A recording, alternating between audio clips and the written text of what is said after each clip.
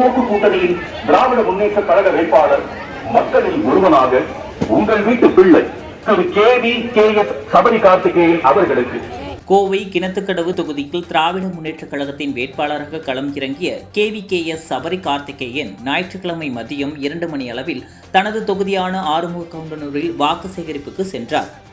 அவர் வருவதற்கு முன்னதாகவே 1 மணி நேரம் காத்திருந்த பொதுமக்கள் அவரை கண்டதும் ஆரவாரத்தில் இருந்தனர்.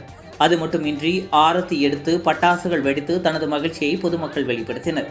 தனது தொகுதி மக்களை பார்த்ததும் சந்தோஷத்தில் அனைவரும் கொடுத்த வரவேற்பை அன்போடு ஏற்றுக்கொண்ட KVKS சபரி கார்த்திகேயன் அவர்கள் மக்களிடம் தனது வாக்குகளை கேட்டுக்கொண்டார். அப்போது அவர் பேசியதாவது, கடந்த ஆண்டுகளில் செய்த திட்டங்களும் திட்டங்களினால் பயன்பெற்ற பொதுமக்களின் வரவேற்பையும் பற்றி பேசினார். அப்போது கட்டணமில்லா விடியல் பயணம், கலைஞர் மகளிர் உரிமை தொகை திட்டம், முதலமைச்சரின் காலை உணவு திட்டம், நான் முதல்வன் திட்டம் போன்ற அனைத்து திட்டங்களையும் மக்களிடத்தில் எடுத்துரைத்து இனிவரும் காலங்களிலும் நம்பர் 1 தமிழ்நாடாக மாறும் என்றும் உறுதி கூறினார். அதன் பின்னர் ஸ்டாலின் தொடரட்டும், தமிழ்நாடு வெல்லட்டும் என்றும் சொல்லியும் திராவிட மாடல் 2.0 திட்டங்களையும் பொதுமக்களிடம் தெரிவித்தார். இது அனைத்தையும் பேசுவதற்கு முன்னதாக தாமதமாக வந்ததற்கு பொதுமக்களிடத்து மன்னிப்பு கோரி தனது உரையை ஆரம்பித்தார். தனது எளிமையான பேச்சின் மூலமாகவும் பொதுமக்களை கவர்ந்த அவர், இதுவரையும் இந்த தொகுதி எதிர்க்கட்சிகளின் பக்கமாக இருந்தது, ஆனால் இந்த முறை நம் சின்னம் வெற்றியின் சின்னம் என்று வாக்கு சேகரிப்பில் ஈடுபட்டு மகிழ்ச்சியோடு திரும்பினார். நல்லா இருக்கீங்களா கேள்வி வேற கேட்டுட்டு இருக்கிறீங்க அப்படின்னு உங்க மைண்ட் வாய்ஸ் எனக்கு கேட்குது. உங்களிடத்துல முதல்ல ஒரு பெரிய சாரி சொல்லிக்கிறேன்.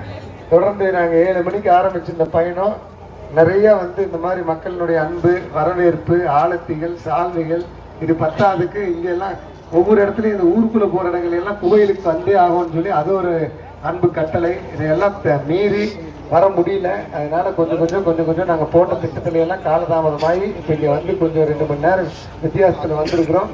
அதற்கு முதல்ல என்னுடைய மனப்பூர்வமான மன்னிப்பினை, வருத்தத்தினை இந்த நேரத்தில் உங்களிடத்தில் சமர்ப்பித்துக் கொண்டு மதசார்பற்ற முற்போக்கு கூட்டணியினுடைய வெற்றி வேட்பாளராக கிணத்துக்கடவு சட்டமன்ற தொகுதியினுடைய உங்களுடைய வேட்பாளராக இங்கு வருகை புரிந்து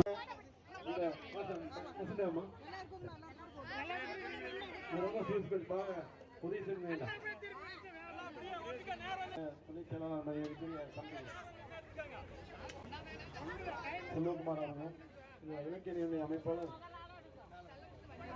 இந்த பணிகள் எல்லாம்